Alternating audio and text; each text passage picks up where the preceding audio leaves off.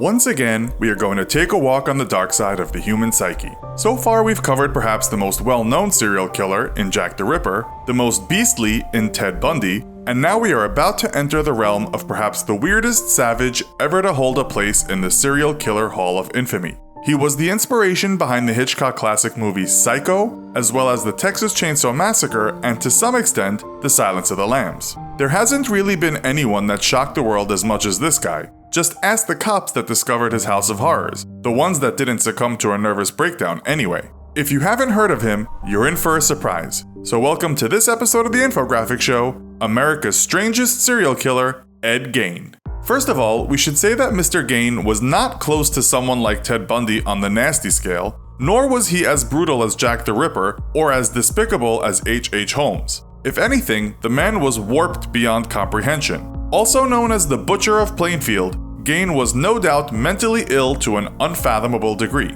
So, many of you will have heard of the movie Psycho. It's rather old, and most likely older than most of you watching. You might have heard of the series The Bates Motel, which is based on that movie. Well, the main character in the movie was based on Ed Gein, and indeed, Gein was said to have been brought up in an abusive family with a very oppressive and hyper-religious mother. He was born on August 27, 1906, in a place called La Crosse, Wisconsin. According to serial killer websites, Gein had a beleaguered childhood, having to listen to his mother's frantic preaching regarding sin and lust and the inevitable hell they would lead to. It's said his childhood was very isolated and he had few friends. He had a brother who died in an accident when Gein was still young. Some people have conjectured that Gein killed him, but there's no proof. People have ventured that Gein, being the shy and weaker brother, killed his sibling, and this could be compared to the Old Testament thriller Cain and Abel. But let's stick with what we know. One bio tells us at school he rarely socialized, although we are told his teachers remembered that he had demonstrated queer mannerisms such as laughing randomly. Later in life, his family moved to a farm, and there Gein became even more isolated. His mother may have been strict, but it said Gein was obsessed with her. He adored her. She told him that having relationships with women was a sin, and that all other women besides herself were prostitutes, and dating them essentially meant being in league with Satan himself. This was not a good start for young Ed, especially if you've read Freud on overbearing mothers. Gein's father died, and so it was just him and the zealous mother. But then she had a stroke, and Gein ended up having to look after her. He took odd jobs around town and was known as a quiet, decent guy who was reliable when you wanted something fixed. Apparently, he was quite a capable handyman. His devotion to his mother was unerring, but it said that Gein had become fascinated with stories about Nazis and cannibals, which he read in various books and death cult magazines. His mother then passed away in 1945, leaving Ed alone on the farm. It said he kept the rooms where she had stayed in the same condition and locked them so they would stay that way forever. He continued working his odd jobs and doing work on the farm, but a few years after his mother's death, Gein took up a new hobby. To some extent, that hobby was trying to become her. Now for the gruesome part. As we said, Gein was not a prolific serial killer, but what he did do makes up for the low body count. In 1957, a woman that worked at a local hardware store went missing.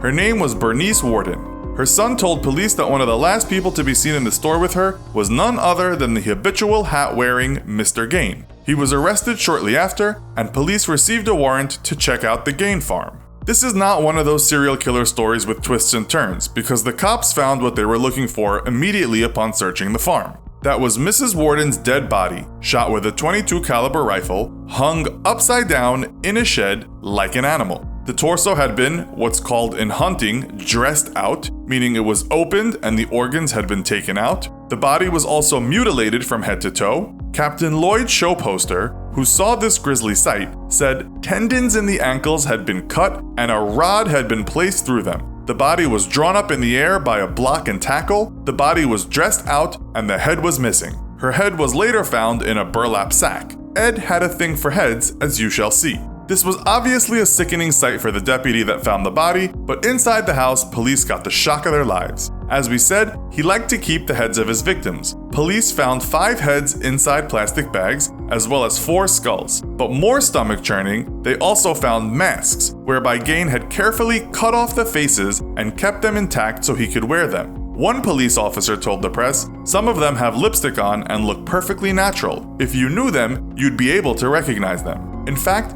Gein was a handyman in many ways, and we are not talking about fixing creaking doors. Police found all sorts of things, and not just human remains. Gein had made lampshades, chair covers, and wastebaskets out of human skin. He had human skulls sitting atop bedposts, and in the kitchen you could find bowls made from skulls. A la Psycho, he made a skin corset that he could get into and thereby be a woman, or more specifically, his mother. He didn't leave out the bottom half, having made leggings out of skin as well as skin socks. Perhaps his piece de resistance in terms of fashionable items was a belt made from women's nipples. He also had a collection of noses and vulvas. If Ed wanted, he could become a woman by wearing all of this. But it wasn't all about dressing up. He even had lips he could grab hold of on the end of curtain drawstrings. According to one website, Gein would wear a death mask and the skin clothes and then go and dance around in the garden with his costume on. We cannot confirm this though. It doesn't really matter because Gein admitted he liked to wear the suit to become his mother, so just the thought of him watching TV in his face mask and skin suit is horrifying enough.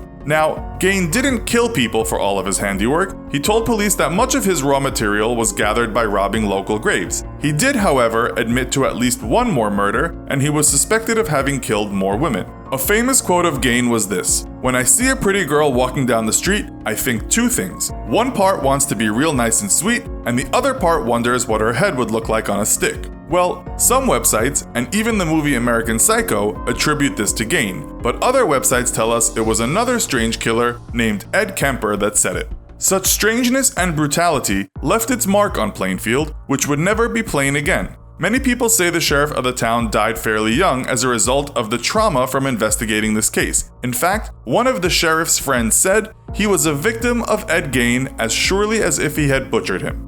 Gein was unsurprisingly found by the courts to be insane. He was diagnosed with schizophrenia and a severe Oedipus complex. He died in 1984 from lung cancer in Mendota Mental Health Institute. It's thought he said this about his time in one mental institution: "I like this place. Everybody treats me nice. Some of them are a little crazy though." He was buried in Plainfield, although it's said parts of his grave are now missing because people wanted to take a souvenir home with them when they visited. The question we will leave you with today is this: are we correct in saying this is the world's strangest serial killer?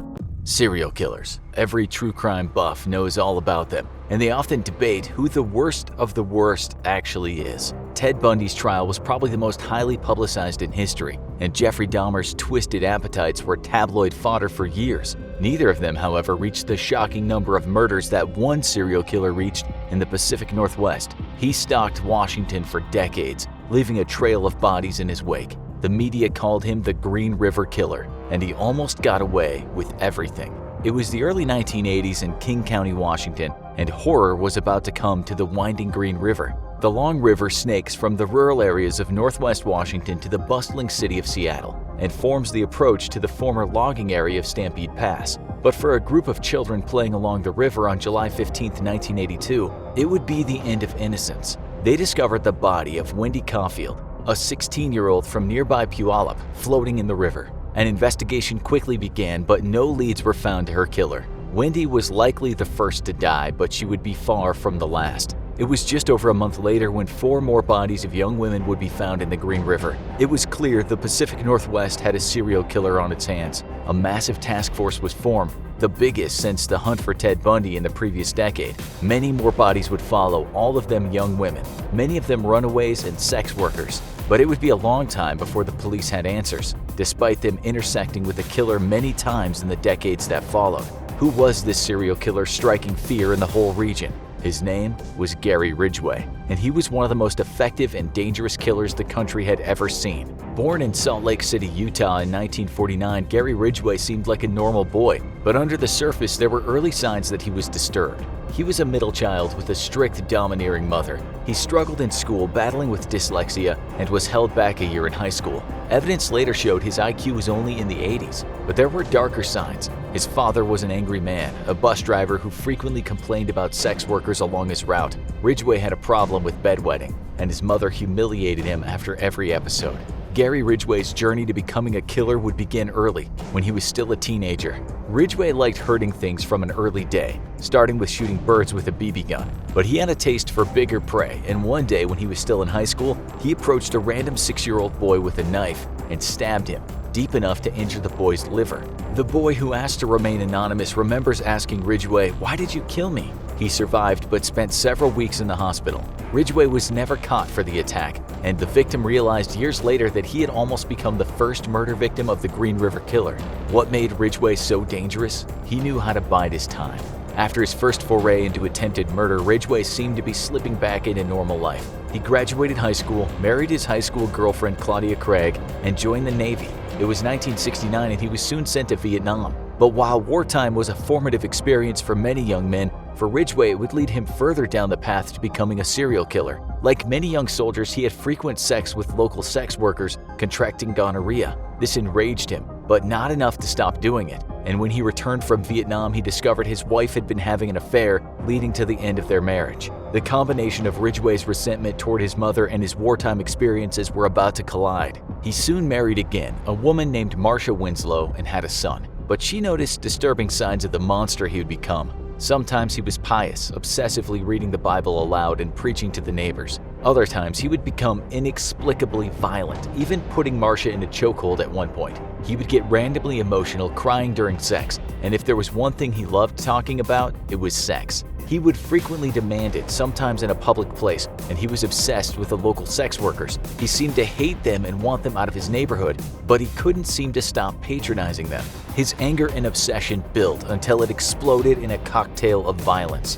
No one knows why Gary Ridgway decided to start killing, but when he did, he acted like he had been planning it all his life. He stalked Seattle and Tacoma, primarily among Pacific Highway South, where young sex workers and teen runaways could easily be found. He had a manipulative go-to move, a picture of his son, that he always kept on him. He would introduce himself to the woman he had decided to target, showing them a picture of his son to get them to trust him and let down their defenses. He'd invite them into his truck. It would be the last decision they ever made. Sometimes Ridgway would drive them home, sometimes he would drive them to the woods, sometimes he'd decide to do the deed right there. But what came next was always the same, and his chosen victim would have sex, and midway through, he would make his move. He wrapped his forearm around their neck and pulled as hard as he could, killing them from strangulation. He would then drive them to a dumping ground and hide their bodies. He started in the Green River, but eventually started dumping bodies in more wooded areas and near the local airport. When asked how many young women he had killed over the years by investigators later, he would simply answer, "I lost count." Despite his low IQ, Ridgway was a highly competent killer. He knew exactly how to hide kills, spreading out the bodies and transporting some across state lines. He would sometimes contaminate the bodies with pieces of evidence he had taken off other people, like gum, cigarettes, and even written notes. He would sometimes pose the bodies naked before burying them, and he remembered where every body was, because sometimes he liked to return to them and dig them up so he could engage in necrophilia. It seemed like the perfect crime wave, but not quite. The police were onto Gary Ridgway surprisingly early. It was April 30th, 1983, and Ridgway had just taken his latest victim, Marie Malvar. But Malvar didn't vanish unnoticed. Ridgway's pickup truck had been sighted by her boyfriend, and the man chased down Ridgway, reporting him to the police. The police interrogated him, and Ridgway denied any involvement in Malvar's disappearance. They let him go, but it wouldn't be the last time he had contact with the Green River Task Force. But the next time, he would come looking for them.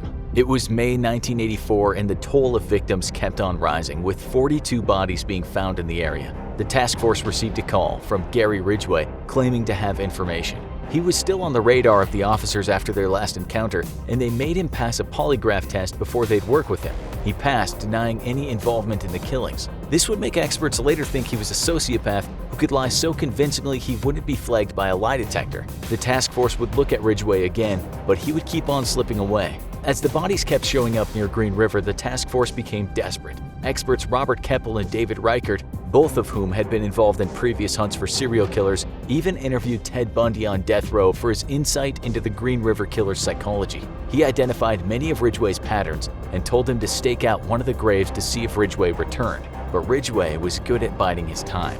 While many serial killers escalate until they get caught, Green River had a pattern and he stuck to it. His third wife, Judith Mawson, who he married in 1985, realized years later that he'd been pulling off killings right under her nose. When the carpet disappeared, she didn't give it a second thought until investigators told her he had likely removed it to wrap up a body. His irregular working hours were a cover for him leaving to hunt his victims and dispose of their bodies. She was contacted by authorities in 1987 as they renewed their interest in Ridgway and took DNA samples from him, but she never had even heard of the Green River Killer. This was also the period where Ridgway killed the fewest women, and Mawson claimed he had never been violent with her. Was he truly in love and able to suppress his darkest instincts, or was he just waiting to strike again? Gary Ridgway's reckoning would have to wait more than a decade when the DNA samples collected in 1987 were finally analyzed by a state-of-the-art DNA lab. This time they turned up a match and the task force had finally cornered the Green River Killer. Ridgway was keeping a low profile working at a truck factory, and his co-workers must have been very confused when their workplace turned into the biggest police raid the country had seen in a long time. They swept in and arrested Ridgway, charging him with 4 of the murders, only the first they had been able to link him to. It was going to be the trial of the century, or would it? When a prolific serial killer is arrested, most would expect him to be held in the most high-security prison possible. That wasn't the case here, as a little over a year into his pre-trial detention, Ridgway was moved to a medium-security prison. Soon it was announced that he had reached a plea deal with prosecutors. In exchange for the death penalty being taken off the table, Ridgway would plead guilty, receive life in prison, and name every single one of his victims to give closure to the families. The true scale of the Green River Killer's crimes were about to be revealed. In total, Gary Ridgway pled guilty to the murders of 48 women, making him one of the most prolific serial killers in American history. He was sentenced to 48 consecutive life sentences plus 10 years for evidence tampering for every victim. He won't be getting out of prison ever again unless somehow he discovers the fountain of youth in his prison toilet. With the new evidence he gave them in prison interviews, police were able to track down the bodies of many of his carefully hidden victims around Washington and near Portland, Oregon, giving closure to grieving families decades later. So is Gary Ridgway the worst serial killer in American history? That depends on who you ask. Ridgway's confirmed 48 killings puts him at the top tier, and he's confessed to killing 71 women in total, although many of the others are unconfirmed. He continues to be cooperative with investigators as they look into missing person cases from the time period he may be linked to, but he's not the only serial killer who claims to have a horrifyingly high death toll. Samuel Little, another prolific serial killer doing life in prison in California, traveled the country weaving a career of mayhem from 1970 to 2012. Constantly in and out of prison for crimes ranging from drunk driving to armed robbery, he was convicted of only 4 murders in California and Texas. The FBI thinks differently. The federal investigators have linked Little to 50 murders around the country, which would eclipse Ridgway's mark if proven accurate. But many of those killings happened decades ago and don't match a specific serial killer's MO. Little also targeted women, but didn't have as uniform a technique as Ridgway. If you ask Little, he'll tell you a different story. He boasts killing over 90 people, but many cannot be confirmed. So who is the worst serial killer in American history? Both men are doing life in prison. Both claim many more killings than they've been convicted of. Both are in their senior years, and the odds are the truth will go with both men to their graves. If you ask the people around the Green River in Washington, they'll tell you that Ridgway's reign of terror is something they'll never forget. Today's killer tale might resonate a bit more with our viewers as the story is ongoing. Over the last year, we took you back to the 19th century with Jack the Ripper and H.H. Holmes. We made you want to throw up your popcorn after outlining the despicable acts of Ted Bundy, and we no doubt perplexed you with the story of human skin suit designer Ed Gein. One other killer we featured who was never caught is known as the Zodiac Killer. Looking at the news as we write this, we see it's being reported that police believe they might finally catch this guy. How are they going to do it? Well, the same way they got the Golden State Killer, the maniac being featured in this episode of the infographic show, What Do We Know About the Golden State Killer? Okay, so the Golden State Killer, we now know, is named Joseph James D'Angelo, and he's a 72-year-old man who is allegedly responsible for 12 murders and at least 50 rapes that cops say he committed in California in the 70s and 80s. In case you didn't know, California is nicknamed the Golden State because gold was found there in the mid-18th century. It's got nothing to do with the many sunny days the region experiences. The police had been looking for this man for many years, and if you are an arch criminal, you should know that while the cops don't always get their man, they do keep looking. He moved around the state and picked up various monikers from the press, such as the Visalia Ransacker from the city Visalia, the East Area Rapist, the original Nightstalker for killings in Santa Barbara, and the Diamond Knot Killer due to his acumen for tying knots around his victims. The police linked all those rapes and murders because he fits the bill due to his modus operandi, which basically means someone's mode of operating or how they do stuff. Police believe that this man, who was once a cop himself, would surveil houses and the victims contained in them before he committed his vicious acts. He would usually choose women in middle-class areas who lived alone in single-story houses. He would also always choose houses near a place where one could easily escape from, such as near a creek or some kind of trail. He was a cop. He knew which places offered the best kind of getaway plan. But he went even further. It's said for weeks or even months before he attacked, he would sneak into the house, empty guns of their bullets, leave windows unlocked, and occasionally call his victims to better know their daily schedule. He hung up on them, of course. Once he had their routine down and was confident he could easily escape from the scene of the crime, he would strike, which often entailed tying the victim up with shoelaces. If there was a man around, he would tie the woman and man together, and it said he would sometimes leave dishes on the man's back, telling him if he heard them fall, the couple would die. With this setup, he would leisurely ransack the place. He would sometimes steal valuable stuff, but also take things that didn't have much monetary value. It's believed in 1974 and 1975, he was very active as a burglar in Visalia, and one time killed a journalism professor who was just trying to help his 16-year-old daughter. But it's also said most of the time the people he robbed didn't get hurt besides the wounds they suffered from being tied up. In the case of the professor, news reports tell us D'Angelo was stealing things when he and the girl woke up and confronted him. The masked man pulled out a gun, fired twice, kicked the girl in the face, and ran, we are told. Many more burglaries happened, but after a while they stopped, only for similar things to happen in other parts of California. Police were always aware that one man was probably behind the many similar crimes. As he was seen by many of his victims, he was described as being a big white chap around 200 pounds with size 9 shoes, apparently he was a fan of Converse, and at the time said to be about 25 to 35 years old.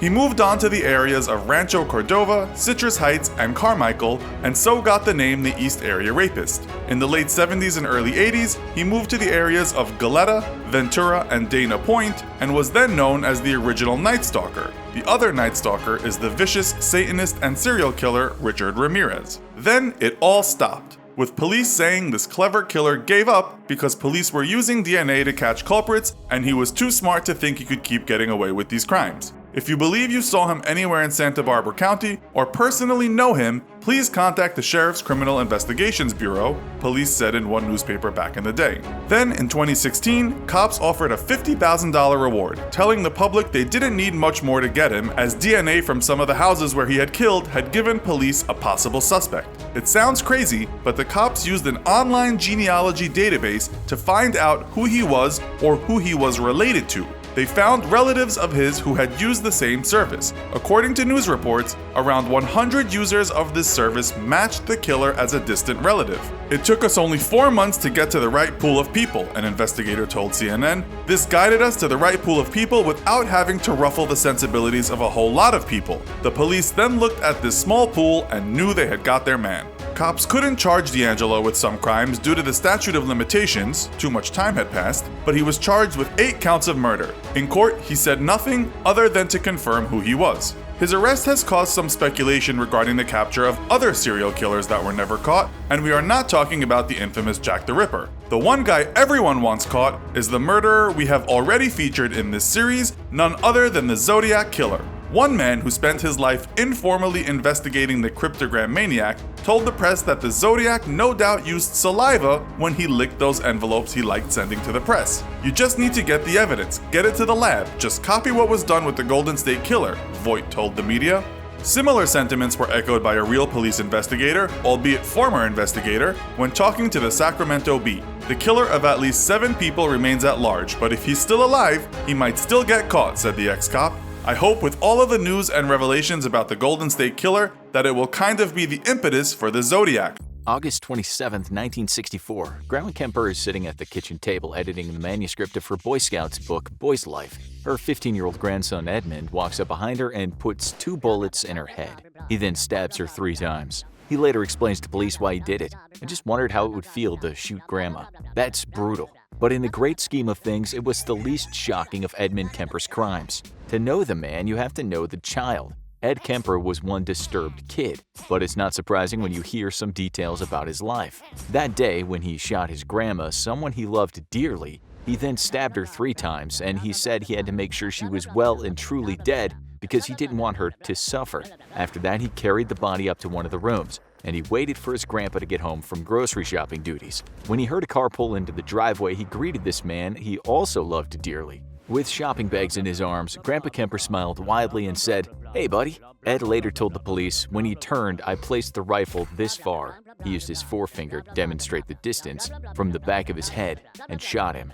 By the time Ed was 15, he was already messed up, although we think we didn't really need to tell you that. This kid, massive in height and build with a very high IQ, was not like other kids. He wouldn't be like other adults either. Unless it's not that unusual to sleep with the heads of the women you've killed. Kemper blamed his mother for that, for the most part at least. Clarnell Kemper wasn't easy to please. She'd grown up wanting only the best. She was intelligent and very ambitious in high school, expecting to marry the ideal American Prince Charming. She got what she wanted, too. After finishing school, she became president of the National Federation of Federal Employees. She stood at a great height, both figuratively and literally, but even the best wasn't good enough for her. That's when she met Ed's father, also called Edmund. He was a behemoth of a man standing 6 foot 8 inches. He wasn't a man to be messed with, his status as a Special Forces commando in the Army impressing the hard-to-please Clarnell. Then Ed Sr. went to war, fighting in the Devil's Brigade, an outfit known to take on the riskiest missions from which many soldiers did not come back. In one such mission, fighting against an elite German squadron, he was only one of 23% of his battalion to come back alive. When he got back to the U.S., to Clarnell, he was wounded both physically and mentally. He was a changed man, no longer the dashing soldier that Clarnell admired. He was downbeat and depressed, having discovered hell on earth in the war. She became disappointed in him, crestfallen that her hero was all too human. He later said that facing his nagging wife was more difficult than facing the German elite soldiers. The atomic bomb testings were nothing compared to living with her, he said, adding that she did more damage to him than 396 days and nights of fighting on the front did. You might wonder, why are we telling you all this? The answer is, this story can't be told without knowing something about Clarnell. Leaving her out would be like talking about a malignant tumor and not mentioning the cause of cancer. On December 18, 1948, their second child was born. His name was Edmund Emil Kemper III. He was the malignant tumor, the product of a cancerous relationship. He grew up with his mother after Kemper Sr. could not take it anymore and left the family home. Now young Ed became the sole focus of Clarnell's frustrations and failures, belittling him at every opportunity she got. Growing up, his mother used his sisters to bully and harass him. He was made to feel shame about himself, something from which his mom derived much enjoyment. For that, young Ed would sometimes cut off the head of his sister's dolls. As you know, he'd be preoccupied with the heads later in life. One time, his sister teased him about his crush on his teacher, to which Ed replied, "If I kissed her, I'd have to kill her first." Fearing her own son, Clarnell locked him in a basement in the dark, making him sleep there with the scurrying rats. As he got taller, she moved his bedroom down there for good, turning the key to the sounds of his sobbing. There, he fantasized about violence, once beheading the family cat on his return upstairs. He kept the skull in his closet. Meanwhile, Clarnell tried and failed to meet a man that lived up to her very high expectations. For all her woes, she blamed Ed, the product of the man that had left her. Ed cried for days on end, pleading with his ma to let him go live with his pop. His father eventually took possession of young Ed, although he quickly moved the teenager in with his parents, Edmund Sr. and Maud, where they lived on a farm. They adored the child, showering him with love and gifts. One of those gifts was a .22 rifle, which, unbeknownst to them at first, Ed used to kill just about every single animal in sight. When summer came, he was returned to his mother. He later went back to the farm a changed boy. He killed more animals with that rifle, after which his granddad confiscated it. You know what happened next. Ed was subsequently sent to a psychiatric institution. There, doctors remarked on Ed's friendly demeanor and high intelligence. He was called a sociopath, but a boy with outstanding qualities who could use those qualities for good in the right environment. All the time, Ed was well aware of how to manipulate the doctors that treated him. After all, his IQ was near genius level. At age 21, he was released and sent back into the heart of the furnace that founded him, aka his mother's house. Almost immediately, they had what he later called vicious battles. He got a job working for the California Highway Department and also got his own place. Still, his mother kept tabs on him, calling him nightly to complain. Ed called her a manipulating, controlling beast, echoing what his father had said. Something was about to blow. May 7, 1972, Ed, now 6 feet 9 inches tall, weighing in at 280 pounds, was driving his car down the freeway when he spotted two young women hitchhiking. They were Marianne Pesci and Anita Lucchesa. He then picked them up, although somewhere on the journey they realized he wasn't going in the direction that he said he would go in. He then stopped the car at a quiet area and got into the back seat. There, this huge man put handcuffs on Pesci and took Lucchesa out to the trunk. He later remarked of sitting with Pesci in the back. I was really quite struck by her personality and her looks, and there was just almost a reverence there. There was absolutely no contact with improper areas. He said what bothered him, though, was the fact that he might have accidentally brushed up against her breast. Embarrassed, he said to her, "Whoops, I'm sorry." This was a man that was about to kill her. Just after the apology, he put a bag over her head and stabbed her to death, slitting her throat at the end of the attack. He then went to the trunk and did pretty much the same to Lucchesa. But the act of killing wasn't what actually thrilled Ed. He wasn't a sadist per se. What he wanted was complete control over his victims' bodies. The killing was just a necessary act for what he wanted to do later. He took the bodies back to his apartment, where he dissected them and beheaded them, later remarking how he heard a little pop when their heads came off. Again, he told detectives there was absolutely no contact with improper areas, although this was certainly a lie. Ed said he just sat there looking at their heads when at one point one of them fell off a chair and made a loud noise on impact with the floor. He later told the detectives, "The neighbor hates my guts. I'm always making loud noises at night. He gets a broom and whacks on the ceiling. Buddy, I say, I'm sorry for that. I dropped my head. Sorry. That helps bring me out of the depression." He also said that he had fallen in love with Pesci, or what remained of her. He went back to the grave where he buried part of her, talking to her like a boyfriend. He told detectives that he was well aware of his twisted psyche. He knew what he had done was demented, but it just felt right to him. He then said words that have gone down in history. "When I meet a pretty girl, one side of me says, I'd like to talk to her, date her. The other side of me says, I wonder what her head would look like on a stick." Just for you serial killer geeks out there, these words were once wrongly attributed to Ed Gein in the movie American Psycho. Ed told police he didn't have the confidence to actually meet a woman and start a relationship. Instead, he made dolls out of them. They were more manageable that way. It was only a matter of time before he made another doll. On September 14, 1972, he picked up another hitchhiker. She was named Aiko Ku. He killed her and then went for a beer at the local pub. Halfway through his beer, he couldn't resist going back to look at the victim in the trunk of his car. He said he admired his catch like a fisherman. He did with her what he'd done with his first two victims. He buried most of the body parts, but he saved her head. When he went to see a psychiatrist for one of his regular appointments, her head was in his car trunk. This is what the psychiatrist wrote in the report that day. "If I were seeing this patient without having any history available or without getting the history from him, I'd think we're dealing with a very well-adjusted young man who has an initiative, intelligence, and who is free of any psychiatric illness. I would see no psychiatric reason to consider him to be a danger to himself or to any member of society." A second psychiatrist that day added his own thoughts. "I would consider it reasonable to have a permanent expunction of his juvenile records." The doctor added that he was glad Ed had gotten rid of his motorcycle, something he said was the only threat to himself or anyone else. Ed's record was wiped on those recommendations. He then went back to live with his mom after getting injured at work. In January 1973, he picked up Cindy Shaw. He snuck her body into his mom's house and dissected it the next morning after draining it of blood in the bathtub. When he finally buried the head, he put it in the garden facing up to his mother's bedroom. He later said he did that because his mom always wanted people to look up to her. Now that a few young women had gone missing in the same area, police told students not to get in cars with strangers. They still did, though, and on occasions with Ed. One reason was the fact he sounded so articulate and with his spectacles looked quite academic. But also because, due to her work, his mother's car had a university car park sticker on it. In February, Ed killed two more women. They were Rosalind Thorpe and Allison Liu. He did the same with them, playing with his dolls when his mother was sleeping in the next room. Later, he explained to police why he was so fascinated with the heads of his victims. The head trip fantasies were a bit like a trophy. You know, the head is where everything's at. The brain, the eyes, mouth, that's the person. I remember being told as a kid you cut the head off and the body dies. The body is nothing after the head is cut off. Still, part of him knew he had to stop. Ed Kemper knew he was crazy. He understood the duplicity inside him. Maybe he thought one particular trophy might end my madness. April 20th, 1973, it was then that Ed finally decided to fight the demon he'd been fighting all his life, his mom. That night, she'd arrived home drunk as usual. Ed walked into her room as she was reading a book. He just stared at her, and she said in a belligerent manner, "I suppose you're going to want to sit up all night and talk now." He walked back out of the room. At 5:15 a.m., she was sound asleep in her bed.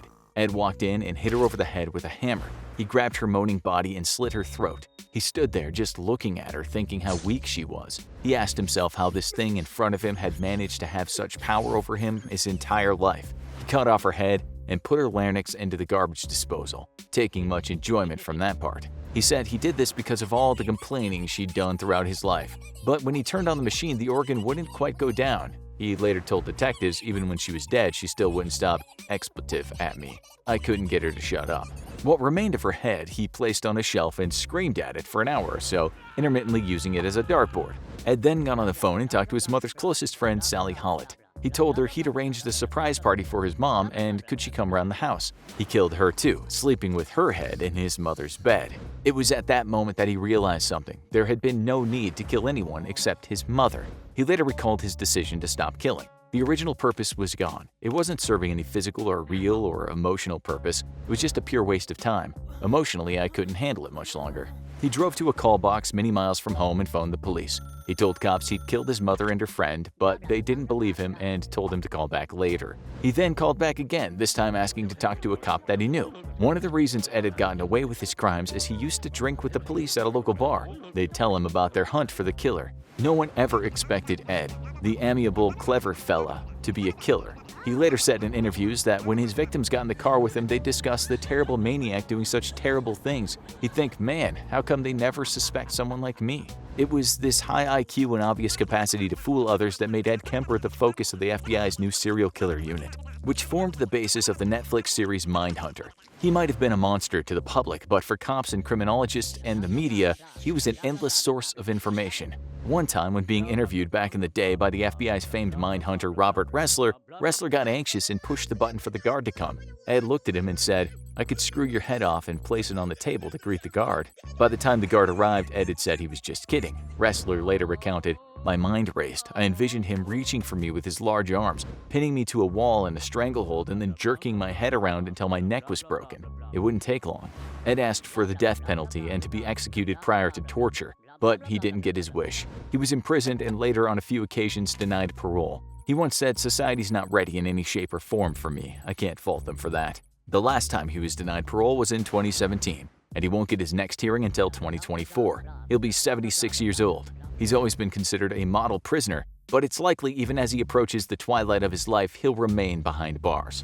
The year is 1871, and a lonesome traveler is making his way on horseback through the state of Kansas, hoping to head west where he's heard there's money to be made. As he's passing through the Great Osage Trail, drained after days navigating windswept plains, he comes across what looks like a quiet homestead. There, he meets the Bender family, an odd-looking group of people if there ever was one. Unbeknownst to the weary traveler, Old Man Bender has quite the reputation among the few families that live in the remote area. What do people say about him? They call him a hideous brute, ill-tempered, repulsive. As for Mrs. Bender, she's called a midnight hag with murderous ambition. Indeed, after his belly was full of stew and his head had hit the pillow, the traveler's life came to an abrupt end. He was found some days later dumped near a creek with his throat slashed and his skull crushed. This is the story of the Bloody Benders, America's first serial killer family. Okay, so let's go back to the beginning. This was a time in U.S. history when European settlers were trying to make a go of it in the sometimes quite remote and unforgiving parts of America. The Bender family was no exception.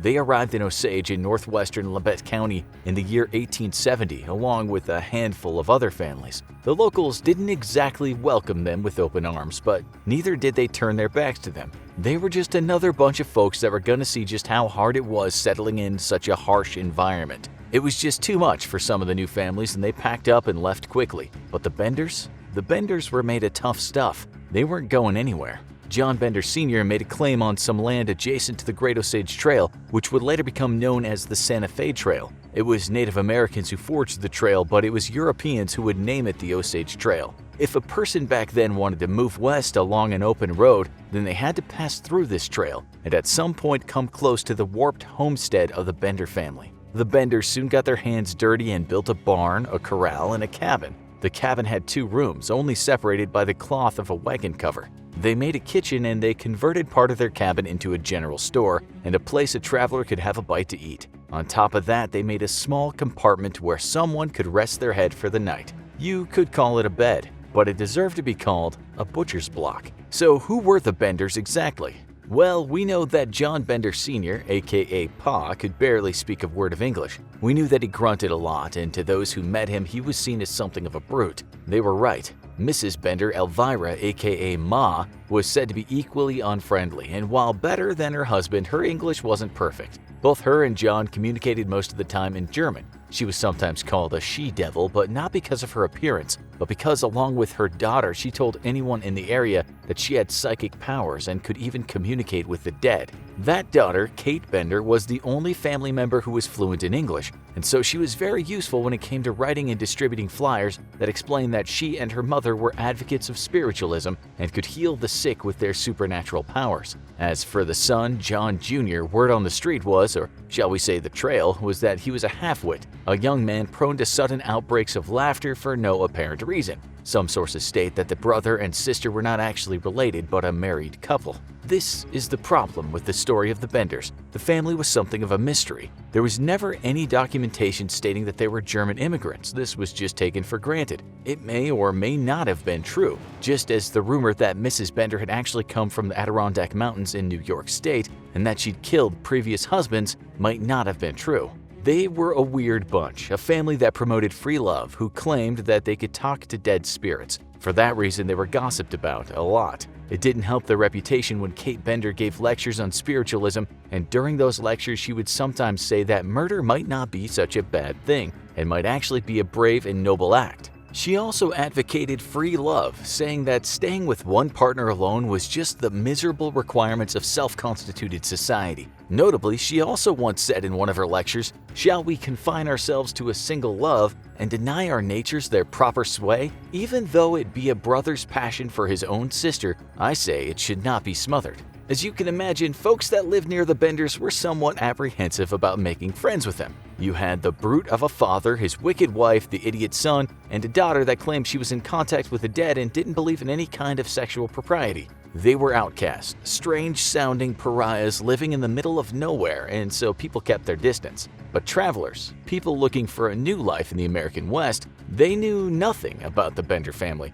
They just wanted a place to rest their head for a night or two and a good meal to restore their energy. The Bender homestead was like an oasis to these travelers, and they were only too happy to have a place to stay, to be able to fill their wagons with food, water, gunpowder, booze, and tobacco. Not only that, they were reportedly entranced by Kate's good looks and her way with words. "Come rest," she told them. "I will heal you with my psychic powers." Healing was far from the truth. Traveling down that trail was not for the meek. Not only could a person or a group of people starve out there, but they needed their strength and they needed weapons if they should come into contact with bandits or unfriendly Native Americans. Let's not forget that many groups were traveling with everything they owned. That's why when the young man we described in the beginning of this story was found with his throat slashed and his head caved in, it wasn't exactly a big shock to people. Everyone knew that the trail was a treacherous place, and one could easily be set upon by a gang who wanted what was in their wagon. In 1871, 72, and 73, people went missing, always close to where the Benders lived. The locals at the time grew quite worried. People were told not to go out on the trail alone or at night, but no one suspected that it was the Bender family that was behind the strange disappearances. In fact, mobs at times would accuse some man down on his luck and proceed to chase him out of town. They would soon discover that they'd been chasing away the wrong people. In March 1873, a physician from Independence, Kansas named Dr. William York alighted a train in Cherryvale, a town not too far from the Osage Trail. This guy was a person of standing, so when he went missing, it was big news. What was he doing in the middle of nowhere, you might ask? York had made the journey because he was looking for two people that had gone missing. Those two folks had been acquainted with York and he was determined to find them. The friend was George Newton Longcore, and he was accompanied by his young daughter, Mary Ann. They left Independence with the hope of resettling in Iowa, except they didn't get very far. They found the Osage Trail and later disappeared. We know that on his quest to find his friend and his friend's daughter, that York arrived at the place called Fort Scott in Kansas. We know that on March 9th he left that place, and we also know that he never made it home from there. What the Bender family didn't know is that they had now bitten off more than they could chew. You see, Mr. York wasn't just a man of standing. His two brothers were also extremely powerful people. One was a colonel in the military and the other was a member of the Kansas State Senate. Those two guys were obviously upset that their brother had vanished into thin air, a brother that had been looking for other people that had vanished. While the brothers at first thought that the disappearances might have been down to attacks by Native Americans, they also wondered if some of those homesteads contained something quite insidious. What they were about to discover was something way more evil than they had bargained for, something that would shock America for many years to come. They got 50 guys together and went out to visit those homesteads, arriving along the tracks like a small army. At one point, the group, led by the brother who was a colonel in the U.S. Army, arrived at Bender's place. He spoke to the family, well, as best he could do since the older Benders were terrible with English, and he was told that his brother had stayed the night with them, but he'd left the next day. The Benders told the colonel that the trail was fraught with danger and his brother might have come across dangerous natives. There was just something wrong about the family, and Colonel York grew more suspicious when he learned that Mrs. Bender had recently threatened someone with a knife. We know that it did indeed happen because the newspaper clipping still exists today. The colonel went back and again asked, "Do you know where my brother is?" He was rather less friendly this time. Mrs. Bender was enraged that the men were back, while Kate Bender told him that she'd use her clairvoyant skills to find the missing man. At that point, the colonel and his men were pretty sure that this family were not what they claimed to be. In fact, some of the men in the group said that they were guilty and should be hanged. But the colonel needed more evidence before he sent a family to the gallows, and they went to talk to more people in nearby communities. Weeks passed, and then one local noticed something strange. He passed the Bender house and realized that the place seemed to be abandoned. It looked like the Benders had just taken off, leaving some of their animals behind. That man reported what he'd seen to the members of the township, and soon the colonel heard about the missing family. Due to terrible weather, it took some days to go out and search for the Benders, but in the end, a search party of several hundred people was formed. When they got to the Bender house, they discovered that it was pretty much empty of clothes and provisions. All that had been left behind was something that smelled awful, as if a decaying body was under the floorboards. The men found a trap door that was bolted shut, but they soon managed to wrestle it open. The door led to a dark room under the house, and there they saw blood splattered everywhere, some of it not so old. The group moved to the cabin, and they started digging, thinking that bodies must be buried. Later that evening, they found Dr. York's decomposing body. He'd been buried in the nearby orchard. The next day, they found another 8 bodies buried in shallow graves. When they looked down the well, they found another body as well as various body parts. It was a horror show, a terrible thing to behold. Some of the bodies had been mutilated, while the body of a young girl didn't seem to have been injured at all. The group suspected that the family had buried her alive. In all, the Benders might have killed as many as 21 people, although a more conservative estimate is 11. The Benders had a few good friends in that area, but suffice to say the now growing crowd of people weren't too kind to folks that had known the family. One man was hanged just because he knew them, although the crowd pulled him down and he survived. The media arrived at the Bender place, coming from as far away as New York City and Chicago. The public came from far and wide, all wanting to look at the place where the evil had lived. Rewards were offered to anyone who could locate the family, which in today's money were around $20,000 and $40,000. But where were the Benders? Well, vigilantes wanted that reward, with some claiming they had caught up with the family and killed them all. Some claimed they shot and buried them, others said they shot and threw them in the river, but these were all likely lies. No bodies were found and no reward was given. The Benders were either very good at hiding or they were all 6 feet under. The reward then went up to more than $60,000 in today's money, but still no one could find them. As this was happening, the story spread to every state. Books were written, including one called The Five Fiends or The Bender Hotel Horror in Kansas. It wasn't easy finding this family for the simple fact that not much was known about them. Were the parents legally married? Were the children even their children? Were they even called Benders? It was soon speculated that Mr. Bender was actually named John Flickinger, and that Mrs. Bender had likely been married several times. Worse, her husbands always seemed to end up dead with wounds to the head, and it was likely that Kate and John Jr. were the children of some of those men, and their real names were Eliza Griffith and John Gebhardt. Where did they all go? We just don't know. Their story remains one of the strangest unsolved mysteries in U.S. history. Maybe they were killed by an angry posse, but if they were, no bodies were ever recovered and no one claimed that handsome reward. They might also have moved west, started another life, and then filled the ground with more bodies. Maybe their descendants are living next door to you right now. just waiting to carry on their murderous legacy. We're all evil in some form or another, Richard Ramirez, aka the Nightstalker, said in an interview after being imprisoned for his heinous crimes. He relished evil, has even been called the embodiment of evil, not just because of the murders he committed, but because he believed his sadistic impulses were in line with what Satan would have wanted. A one-man epidemic of madness and murder, the American media said about him after he was captured.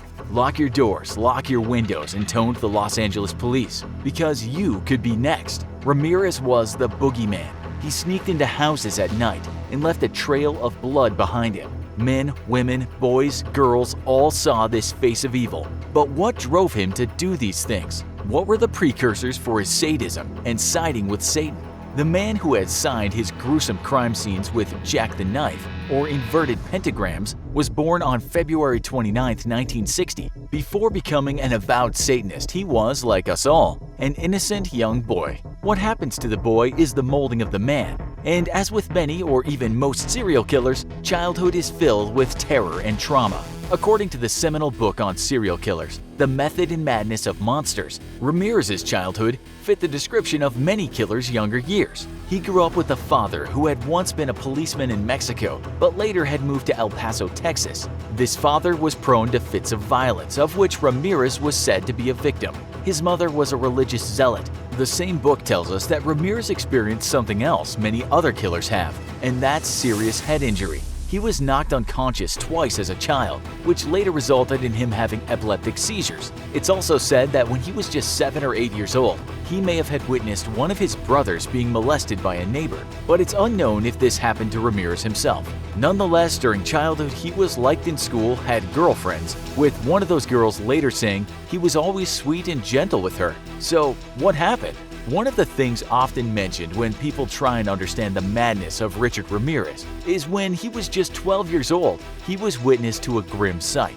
These were photos shown to him by his cousin, a Green Beret who had returned from the Vietnam War. Those photos should have been traumatic for Ramirez because what he saw was American soldiers forcing young Vietnamese women to perform fellatio on them. Other photos revealed something even more horrific, and that was the severed heads of those girls. Was he traumatized by those photographic scenes? Years later, Ramirez would say no. He would say that he had been aroused by what he had seen. At that same house where his cousin lived, Ramirez would eventually see that cousin shoot his own wife in the face in cold blood. Ramirez, then 14, was told to keep quiet about the murder. He did, but the cousin was arrested. He wasn't convicted of murder for the reason of him being insane. After this, Ramirez was sent around to that house to pick up some property. He later said he could still smell the blood, saying he found that to be a mystical experience. The young boy was withdrawn, quiet for years after.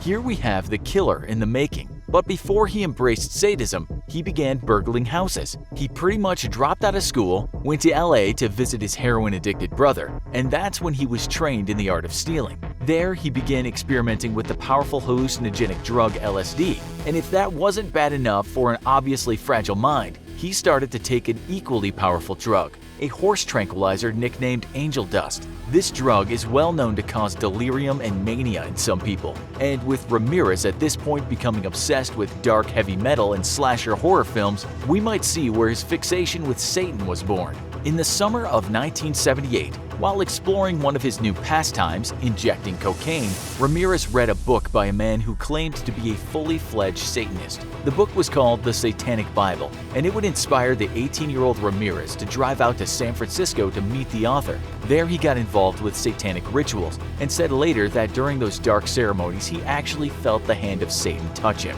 At this point, he pretty much cut off all ties with his family. We know little about what happened to Ramirez in the ensuing years, but it's said he took a part-time job in an El Paso hotel while still a teen, and started robbing guests as he had the door keys at times. It's also said that he was beaten very badly at one point after a male guest had returned to his room to find Ramirez attempting to molest his wife. After that, Ramirez moved to California for good, where his darkness would be consummated in the act of various depravities, including rape, extreme violence, and murder.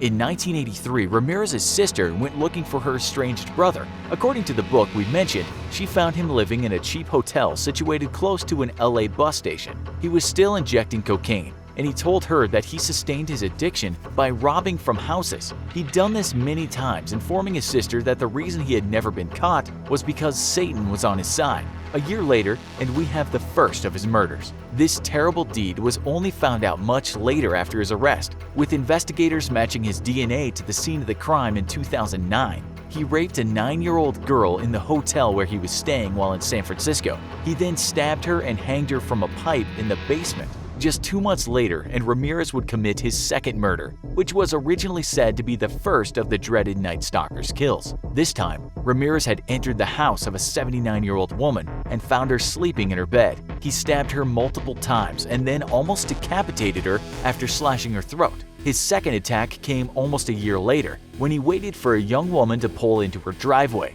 When she got out of the car, he shot her. She survived, as would many of his other victims. He shot another woman in her house sometime later, this time killing his victim. Just 1 hour later, he shot and killed another woman. It's at this point that he got the name the Walk-In Killer. Here's a man who just entered people's home, their safe haven, and in Ramirez's case, literally let hell break loose. His killing spree in 1985 shocked the city of Los Angeles. Another time he entered the house of a husband and wife, shot the husband dead, then raped and killed the woman. He took out her eyes, walking off with them and the rest of his stash. It's said he took those eyes with him inside of a jewelry box he'd stolen. Often he would take out the husband and then bound and gag the wife. Then he'd rape the wife, sometimes telling them that they had to say the words "I love Satan," leaving them dead or close to dead. That same year, he entered the house of 2 women over the age of 80. He bound and raped them both, bludgeoned them with a hammer, after which he drew a pentagram with lipstick on one of the women's thighs. They were found alive but unconscious, and one of the women died from her injuries. Another time, he got into the house of a woman and her 11-year-old son. He brutally raped the woman but spared them both after tying them up. Later, he found a 16-year-old girl sleeping in her bedroom. He hit her repeatedly across the head with a tire iron, only then to look for a knife to finish her off. He didn't find one and so tried to strangle her with a telephone cord, but electric sparks scared him off. He immediately fled, believing those lights to be God intervening and saving the girl. The girl survived but needed over 450 stitches. He committed many more similar crimes, entering the houses of families, killing the husband, and brutally raping the wife. Often he would make his victims swear to Satan.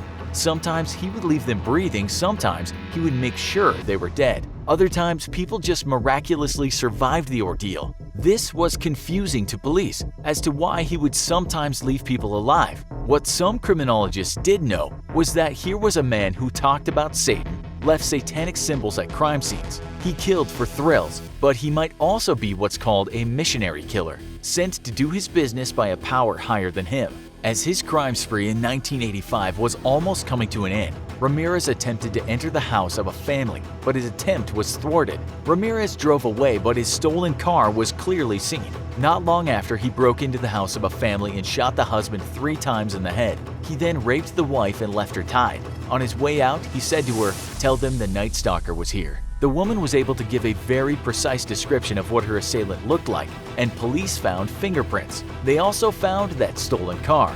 They had their man, and soon police released a picture to the public of who the Nightstalker was, adding that he was a drifter with a very long rap sheet. At the press conference, police said to the cameras, "We know who you are, and you cannot hide." They were right. Ramirez wasn't aware of this, but his face was all over the TV. It said he only got suspicious when he heard a group of aged Mexican women calling him El Matador, the killer. He attempted to carjack a citizen soon after, but was caught by what one might call an angry mob. It said they beat him to within an inch of his life. He appeared in court in 1989, looking the part of a Satan worshiper, dressed in black, wearing dark sunglasses. During the trial, one of the jurors was actually murdered, and rumors abound that perhaps Ramirez had orchestrated this. Was he really in league with Satan? Asked some people who were perhaps overly devout. There was no way to link him to the murder, however. It was just a grim coincidence. This man from the dark side developed his own following. People were mentally arrested by the specter of a devil worshiper. And then on September 20th, 1989, Ramirez was handed a down-to-earth verdict, convicted of 43 charges. The judge said what he had done was beyond any human understanding. This included 13 counts of murder, 5 counts of attempted murder, 11 sexual assault charges, and 14 burglary charges. After hearing this, Ramirez said all he could see in the courtroom were liars, haters, and killers. He growled, "You maggots make me sick, hypocrites and all." And again, he blamed the government, the world itself, for his crimes, concluding his vitriolic speech with, "You don't understand me. You're not expected to. You're not capable of it. I am beyond your experience. I will be avenged. Lucifer dwells within us all." Women all over the country, including one of the jurors at his trial, fought for his attention while he was in prison. The handsome but literally devilish man was attractive for some women. This might seem implausible, but many serial killers have found such affections while in prison, some of them even getting married while behind bars. He gained attention from the media too while in prison. One time in a TV interview, he was told how he was now ranked among the worst serial killers in American history, besides people such as Ted Bundy. At this point, he couldn't hide a smile of appreciation. This kind of focus by the media on killers has been said to be perhaps one of the reasons serial killers ply their depraved trade, because even beasts sometimes want attention. In that same TV interview, he tried to mitigate what he'd done by invoking wartime killing, once saying, "Serial killers do on a small scale what governments do on a large one. They are a product of the times, and these are bloodthirsty times." In 2013, he died from cancer, age 53, with one of his surviving victims saying that was too good for him. He'd been on death row for 23 years, having been married to one of those serial killer-loving women we talked about.